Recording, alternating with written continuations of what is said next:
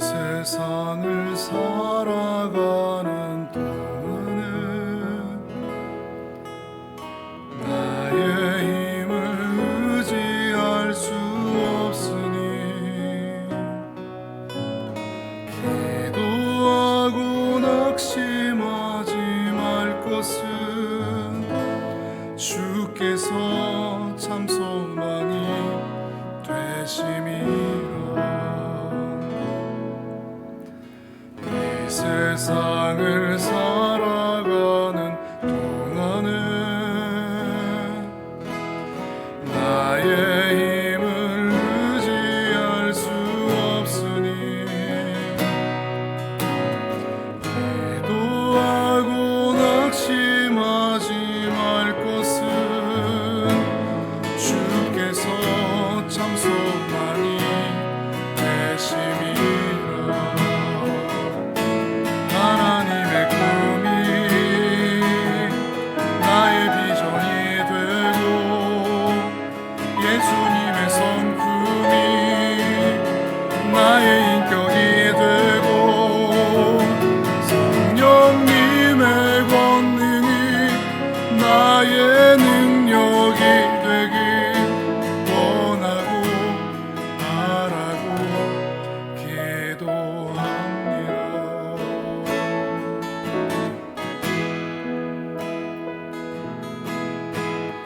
주의 길을 걸어가는 동안에 세상에 거르지할 수 없으니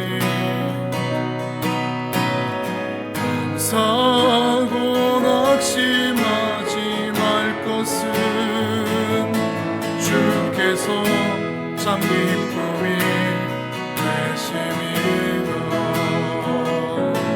하나님의 꿈이 나의 비전이 되고 예수님의 성품이 나의 인격이 되고 성령님의 권능이 나의 능력이 되길 원하고 바라고 기도합니다. 하나님의 꿈이 나의 비전이 되고 예수님의 성품이 나의 인격이 되고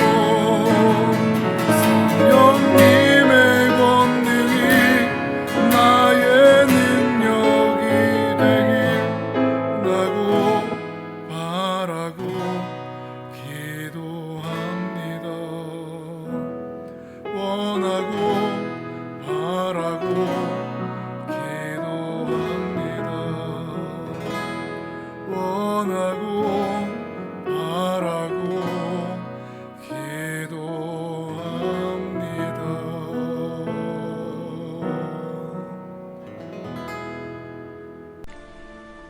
그러므로 너희는 이렇게 기도하라. 하늘에 계신 우리 아버지여, 이름이 거룩히 여김을 받으시오며 나라가 임하시오며 뜻이 하늘에서 이루어진 것 같이 땅에서도 이루어지이다. 오늘 우리에게 일용할 양식을 주시옵고 우리가 우리에게 죄 지은 자를 사하여 준 것 같이 우리 죄를 사하여 주시옵고 우리를 시험에 들게 하지 마시옵고 다만 악에서 구하시옵소서. 나라와 권세와 영광이 아버지께 영원히 있사옵나이다. 아멘. 날씨가 참 덥죠.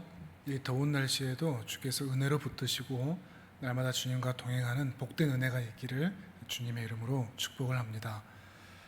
사람이 머리가 둘이 있다면 얼마나 정신사납고 힘들까요? 한 머리는 왼쪽으로 가자 그러는데 또 한 머리는 오른쪽으로 가자. 한 머리는 짜장을 먹자 그러는데 또 한 머리는 우동을 먹자. 이렇게 싸우면 몸통은 어떻게 해야 될까요? 정말 정신사납고 힘들 수밖에 없을 것입니다. 근데 우리가 그렇게 살고 있다는 것 알고 계십니까? 특별히 신자는 그렇습니다. 신자는 내 안에 내 마음대로 하자, 내가 하고 싶은 대로 하자, 내가 원하는 삶을 살자 라고 하는 내 소리가 있고, 예수 그리스도를 믿은 이후에 우리 안에 자리 잡고 계시는 성령님께서 그러면 안 돼, 하나님의 뜻대로 살아야지, 하나님이 기뻐하시는 것을 해야지 라고 우리를 다그치시는 하나님의 소리, 하나님의 뜻이 우리 안에 있기 때문에 이 두 소리가 늘 싸웁니다. 문제는 이 두 소리가 한 목소리를 낸 적이 거의 없다는 것이 문제입니다. 늘 내 생각과 하나님의 뜻이 다르고는 하죠. 그래서 우리가 신앙생활이 힘든 겁니다. 오늘은 그 이야기를 함께 해보고자 합니다. 주기도문을 하는 신자는 이제 하나님을 하늘에 계신 우리 아버지라고 부르기를 시작합니다. 그러면서 더 이상 나의 이름을 위하여 살지 않고 아버지의 이름을 위하여 살기 시작하고, 이제는 나의 나라를 이루기 위하여 살지 않고 하나님의 나라를 이루는 삶을 꿈꾸면서 살아가게 됩니다. 그래서 일상에 살아가는 모든 곳에서 내 뜻과 내 원하는 것이 아니라 하나님이 기뻐하시는 뜻이 이루어지기를 소망하면서 신자는 우리의 일상을 살아가게 되는 것입니다. 그런데 우리가 고민하듯이 하나님의 뜻대로 사는 것은 너무 쉽지가 않죠. 매우 어렵습니다. 오른손잡이가 왼손으로 젓가락질 하듯이 불편합니다. 부자연스럽기까지 합니다. 그래, 결심했어, 이제는 하나님의 뜻대로 살 거야 라고 다짐을 한다고 해서 되는 것이 결코 아닙니다. 그런데 우리가 위안을 삼는 것은 무엇인가 하면, 이 땅에 사람으로 오셨던 성자 하나님, 그 예수님께서도 결정적인 순간에서는 이렇게 고민하는 것을 보이신 적이 있다는 것입니다. 바로 십자가 앞에 겟세마네 동산에 서셨죠. 예수님께서 그렇게 기도하실 수밖에 없었던 그 시간에 말이죠. 누가복음 26장 39절 말씀을 보면 예수님께서 이런 기도를 하십니다. 내 아버지여, 만일 할만하시거든 이 잔을 내게서 지나가게 하옵소서. 그러나 나의 원대로 마시옵고 아버지의 원대로 하옵소서. 이런 기도를 하시죠. 물론 예수님의 갈등은 우리의 갈등과는 근본적으로 차이가 나는 갈등이지만, 어찌되었든 예수님도 나의 원과 나의 뜻과 아버지의 뜻을 가지고 갈등하는 모습을 보여주셨습니다. 이 고난의 잔이 그냥 지나가기를 바라는 나의 뜻, 그리고 이 고난의 잔을 마시기를 바라셨던 아버지의 뜻, 이 두 뜻이 충돌을 하고 있는 것입니다. 예수님도 말씀대로 순종하기가 매우 어려웠다는 것입니다. 왜 어려웠을까요?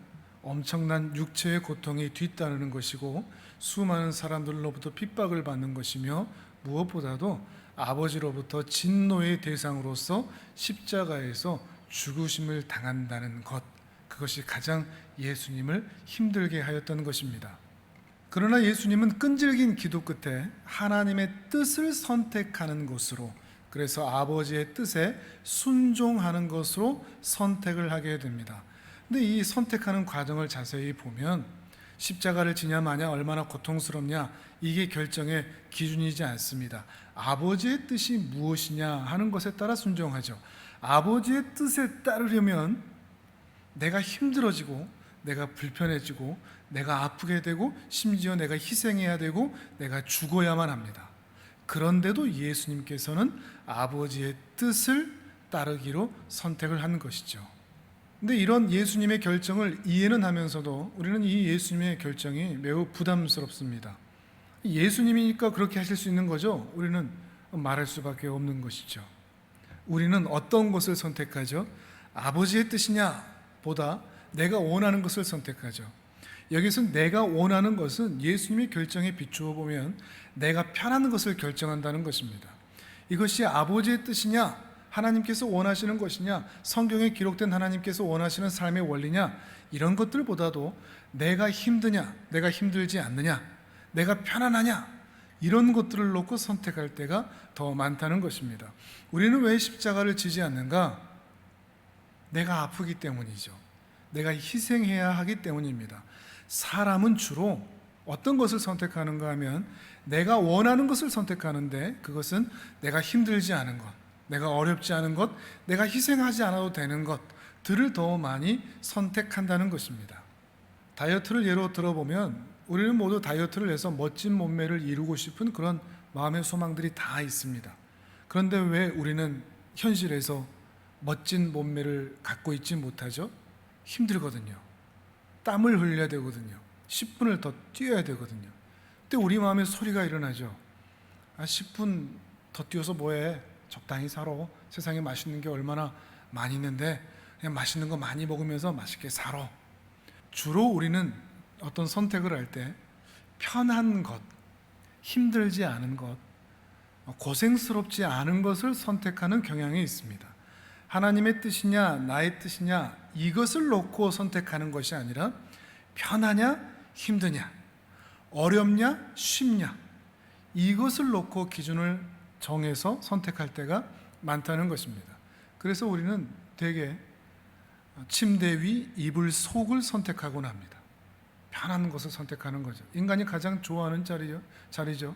10분 더 자, 10분 더 쉬어, 10분 더 놀아. 그런데 예수님은 침대 위 이불 속을 선택하지 않으셨습니다. 아버지의 뜻을 선택하려면 예수님은 십자가를 지셔야만 합니다. 고통을 당하시고 죽임을 당하셔야만 합니다.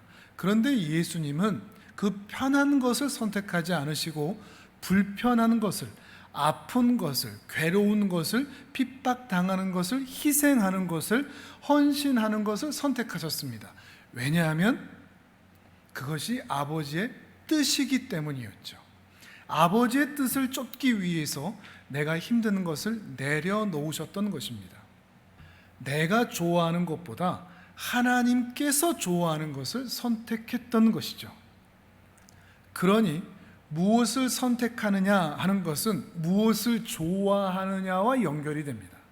불편하고 힘들어도 하나님의 뜻을 선택하느냐, 하나님의 뜻보다는 편안하고 안락한 것을 선택하느냐, 이것은 결국 내가 하나님의 뜻을 사랑하느냐 아니면 내가 편한 것을 더 사랑하느냐, 이것에 대한 결정의 내용이라는 것입니다.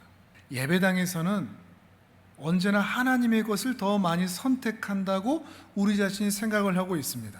그런데 일상에서는 어떨까요? 여러분, 일상의 삶에서 교회 밖 나머지 6일 동안에는 무엇을 가장 많이 생각하십니까? 무엇에 가장 많이 공을 들이고 계시나요? 어떤 것에 돈을 가장 많이 쓰고 있나요? 어떤 일에 시간을 가장 많이 투자하고 계시는가요? 그것이 여러분이 사랑하고 있는 대상입니다. 충격적인 것은 내가 말하는 것과 내가 생각하고 내가 신념을 가지고 있는 것과 실제 내 일상에서 내가 사랑하는 대상이 서로 다를 수가 있다는 것입니다. 그리고 내 일상에서 사랑하는 대상이 하나님이 아닐 수도 있습니다. 입으로는 하나님을 사랑한다고 말하는데, 내 생각으로도 하나님이 더 좋다고 말하는데, 실제 내 삶에서는 하나님이 아닌 세상의 것을 더 많이 사랑할 수도 있다는 것입니다. 여러분은 어떤 것 같습니까? 여러분이 말하고 있는 것과 생각하고 있는 것과 일상에서 실제로 사랑하고 있는 대상이 동일합니까? 아니면 다른 것 같습니까? 평생 자기 자신을 속이면서 착각 속에 살 수도 있습니다. 자기 자신이 지금 무엇을 사랑하고 있는지를 면밀히 살피셔야 됩니다. 무엇을 사랑하는가? 이것이 중요합니다. 그 사랑하는 것에 내 믿음이 결정되는 것이니까요. 그러니 신앙한다는 것은, 믿는다는 것은 사랑한다는 것입니다. 무엇을 사랑하느냐 하는 것입니다. 하나님을 믿는다는 것은 어떤 지식을 갖는 것도, 어떤 신념을 갖는 것도, 어떤 삶을 사는 것도 아닙니다. 신앙한다는 것, 하나님을 믿는다는 것은 하나님을 사랑한다는 것입니다. 우리는 그동안 신앙한다는 것을 어떤 지식이나 어떤 감성이나 어떤 행동에 판단하고는 했습니다. 얼마나 성경을 많이 아느냐, 얼마나 성경을 읽었느냐, 얼마나 설교를 잘 이해하느냐, 얼마나 가슴이 뜨거우냐, 얼마나 눈물을 많이 흘렸느냐, 얼마나 기도를 많이 했느냐, 얼마나 헌신과 봉사를 많이 했느냐, 얼마나 그렇게 살아내고 있느냐, 이런 것들로 우리는 신앙을 판단하곤 했습니다. 그런데 그러한 것들은 가짜들도 흉내는 낼 수 있는 것입니다. 근데 흉내 낼 수 없는 게 있습니다. 그것은 사랑하는 것입니다.